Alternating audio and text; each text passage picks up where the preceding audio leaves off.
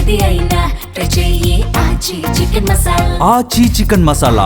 పశ్చిమ బెంగాల్లో ఓటరు జాబితా ప్రత్యేక సమగ్ర సవరణ తర్వాత తొలిసారి జరుగుతున్న అసెంబ్లీ ఎన్నికలు దేశమంతటి దృష్టిని ఆకర్షిస్తున్నాయి. కొద్ది కాలంగా అక్రమ వలసల అంశం బెంగాల్ రాజకీయాల్లో హాట్ టాపిక్ గా మారింది. ఎస్ఐఆర్ ద్వారా లక్షలాది ఓట్లను తొలగించడం వంటి పరిణామాలు బెంగాల్ రాజకీయాలపై ప్రభావం చూపుతాయనే వాదన వినిపిస్తోంది. ఈ క్రమంలో అధికార టీఎంసీ బీజేపీపై ఎదురుదాడిని తీవ్రతరం చేసింది. బెంగాల్ అస్తిత్వాన్ని కేంద్రంలోని బీజేపీ సర్కారు కాలరాయాలని చూస్తోందని ప్రచారం చేపట్టింది. ఈ నేపథ్యంలో బెంగాల్ ఓటర్లు తృణమూల్కు వరుసగా 4వ సారి జై కొడతారా, లేక బీజేపీ వినిపిస్తున్న అభివృద్ధి, అక్రమ వలసల ఏరివేత నినాదాల్ని ఆమోదిస్తారా అనేది ఉత్కంఠగా మారింది.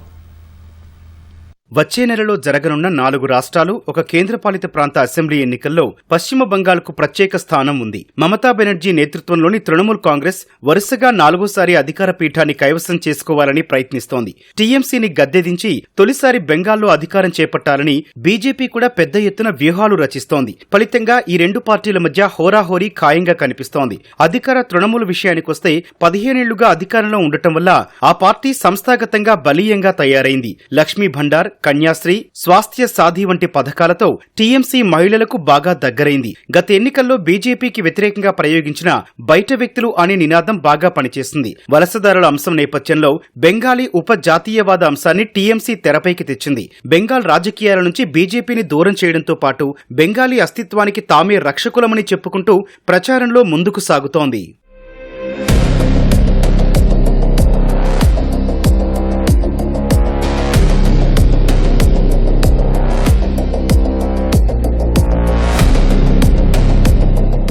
ఓటరు జాబితా ప్రత్యేక సమగ్ర సవరణ అంశం ఎన్నికల్లో కీలక పాత్ర పోషించే అవకాశం ఉంది. ఎస్ఐఆర్ తర్వాత సుమారు 63,66,000 ఓట్లు తొలగించారు. వీటిలో ఎక్కువ శాతం బంగ్లాదేశ్ నుంచి అక్రమ వలసదారులవేనని తెలుస్తోంది. ఫలితంగా బెంగాల్లో 7.66 కోట్లుగా ఉన్న ఓటర్ల సంఖ్య 7,04,00,000కు తగ్గింది. అయితే 60,06,000 పేర్లు పరిశీలనలో ఉన్నాయి. ఇవన్నీ తుది ఓటరు జాబితాలో చేరితే పరిస్థితిని మరో మలుపు తిప్పే అవకాశాలున్నాయి. ఎస్ఐఆర్ కు వ్యతిరేకంగా కోర్టులు, ప్రజాక్షేత్రంలో తృణమూల్ చేస్తోన్న పోరాటం ఎన్నికల్లో ఆ పార్టీకి అనుకూలంగా మారుతుందనే అభిప్రాయం వ్యక్తమవుతోంది. ఇదే సమయంలో బెంగాలీ అస్తిత్వంపై బీజేపీ దాడి చేస్తోందంటూ మమత పెద్ద ఎత్తున ప్రచారం చేస్తున్నారు. అయితే 15 ఏళ్లు అధికారంలో ఉండటం వల్ల ప్రభుత్వ వ్యతిరేక ఓటు, తృణమూల్ నేతలపై అవినీతి ఆరోపణలు, మహిళలకు భద్రత కరవైందనే వాదనలు, పార్టీలో వర్గ విభేదాల వంటి సమస్యలు మమతకు సవాళ్లుగా మారాయి. ఆర్జీకర్ మెడికల్ కళాశాలలో జూనియర్ వైద్యురాలిపై హత్యాచారం ఘటన దేశాన్ని కుదిపేసింది. ఈ విషయంలో కొన్ని నెలల పాటు సామాజిక మాధ్యమాల్లో విస్తృత చర్చ నడిచింది.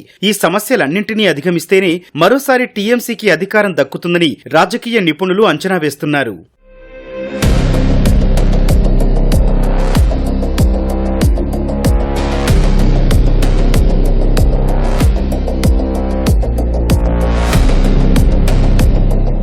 మరోవైపు తృణమూల్ను ఓడించేందుకు బీజేపీ గట్టిగానే ప్రయత్నాలు చేస్తోంది. సువేందు అధికారి నేతృత్వంలోని బీజేపీ రాష్ట్ర నాయకత్వం మమతా సర్కారుపై అవకాశం దొరికినప్పుడల్లా పెద్ద ఎత్తున పోరాటాలు చేస్తూనే ఉంది. ప్రధాని మోదీ, కేంద్ర హోంమంత్రి అమిత్ షా కూడా బెంగాల్ ఎన్నికలను ప్రతిష్టాత్మకంగా తీసుకుని గెలుపు కోసం సర్వశక్తులు ఒడ్డుతున్నారు. తృణమూల్ 15 ఏళ్ల పాటు అధికారంలో ఉండటానికి అక్రమ వలసలే కారణమనే బలమైన వాదన వినిపిస్తున్నారు. ఎస్ఐఆర్తో అక్రమ వలసదారుల పేర్లు ఓటరు జాబితా నుంచి తొలగిపోయాయని, తాము అధికారంలోకొచ్చాక బెంగాల్ నుంచి అక్రమ వలసదారులను తరిమేస్తామని ఇప్పటికే స్పష్టంగా చెప్పారు. తృణమూల్ పాలనలో శాంతి భద్రతలు క్షీణించాయని, మహిళలకు భద్రత కరవైందని బీజేపీ ఆరోపిస్తోంది. బెంగాల్లో తృణమూల్కు ప్రత్యామ్నాయం తామేనని బీజేపీ ఇప్పటికే బలంగా చాటుకుంది. వామపక్షాలు, కాంగ్రెస్ ఓటు బ్యాంకును కొంతమేర తమ వైపు తిప్పుకోవడంలో బీజేపీ సఫలమైనట్లేనని 2024 లోక్సభ ఎన్నికల ఫలితాల ద్వారా స్పష్టమవుతోంది. ఇదే సమయంలో బలమైన హిందుత్వవాదంతో ముందుకెళ్తోన్న బీజేపీ మమతా సర్కారు వేలాది పరిశ్రమలను తరిమేసిందని, తద్వారా యువతకు ఉపాధి దూరమైందని ప్రచారం చేస్తూ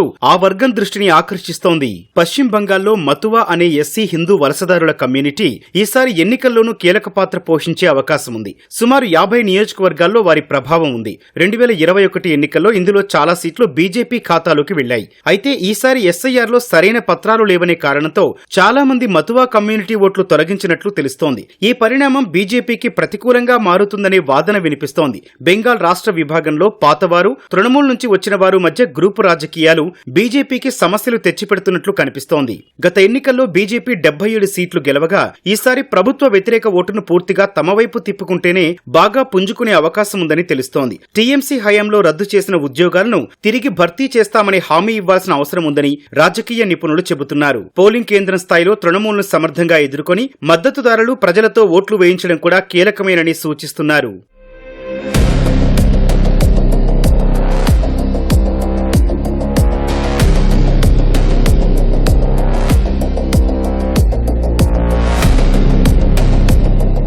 ఇక పశ్చిమ బంగాల్లో వామపక్షాలు కాంగ్రెస్ ఉనికి కోసం పోరాడుతున్నాయి.